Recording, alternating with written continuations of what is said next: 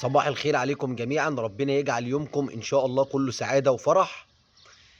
مبدئيا يا جماعة هقول كلمتين، احنا هنتكلم في قصة وسام واللعيبة والقايمة اللي اتأيدت وكذا حاجة كده على السريع، بس عايز اقول كلمتين يا جماعة عشان محدش يقول لي انت بتاع انفرادات. انا مش بتاع انفرادات يا جماعة، احنا كلنا على حب النادي الاهلي وعلى الكيان الاهلاوي متجمعين واخواته، وبنطلع ندردش مع بعض، وانا راجل بيبقى عندي معلومة او كلمتين بطلع اقولهم لحضرتك، ما بقولش انفراد ولا بقول لك انا صحفي والكلام ده. احنا كلنا على حب النادي الاهلي متجمعين. طيب وسام يا جماعه، قلنا امبارح كان في عرضين وفي عروض. هتقول لي النادي الاهلي ايد وسام في القايمه، هقول لك لعيبه كتير اتأيدت في القايمه، مفيش مشكله خالص.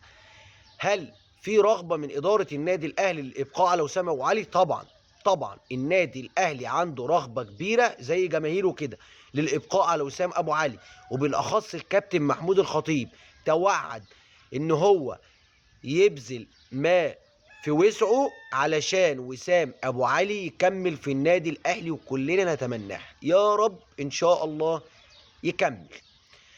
وارد يكون النادي الاهلي ايده علشان يوصل للناس اللي مقدمه عروض، الانديه اللي مقدمه عروض والناس اللي بتقدم عروض، ان احنا متمسكين باللاعب، ودي حقيقه طبعا احنا كده كده متمسكين باللاعب، ولكن جايز دي نقطه انا بشتغل عليها علشان السعر بدل انت ما تنزل لي تحت لا تطلع معايا من فوق.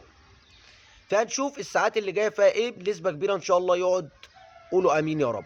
طيب في لعيبه يا جماعه اتأيدت في القايمه برش الناس تبقى فاهمه، عشان واحد يقول لي مثلا ده ندفد، عندك ندفد وخالد عبد الفتاح وعمر الساعي وعمر كمال، في لعيبه كتير اتأيدت، ولعيبه اللعيبه دي بتتأيد وتتشال عادي يا جماعه. وعندك ناس لسه ما اتأيدتش، وواحد زي احمد عبد القادر ده لو تم الابقاء عليه ينفع النادي الاهلي يأيده قايمه تانية، وينفع تشيله وتحط براحتك. واللعيبه دي يا جماعه اللي هيخلص مع النادي اللي رايح له سواء اعاره او بيع نهائي هيمشي عادي، وانت ترجع تجيب لعيبه وتأيد. وعندك قصه رضا سليم غالبا رايح سيراميكا سواء بيع نهائي او اعاره، ولسه قصه كريستو.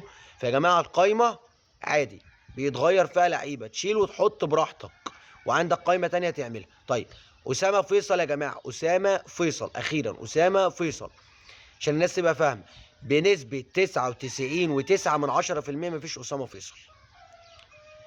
لو سألت أي أهلاوي، أنا عن نفسي والله ما أتمناهاش، مش تقليل منه، أقسم بالله مش تقليل منه، ربنا يوفقه يعني. بس لو سألت أي أهلاوي يعني، وأنا واحد من الناس، أنا هتلاقيه مش مقتنع قوي يعني. فمفيش أسامة فيصل يا جماعة. وسام لسه القصة ربنا يسهل الحال. صباحكم زي الفل إن شاء الله.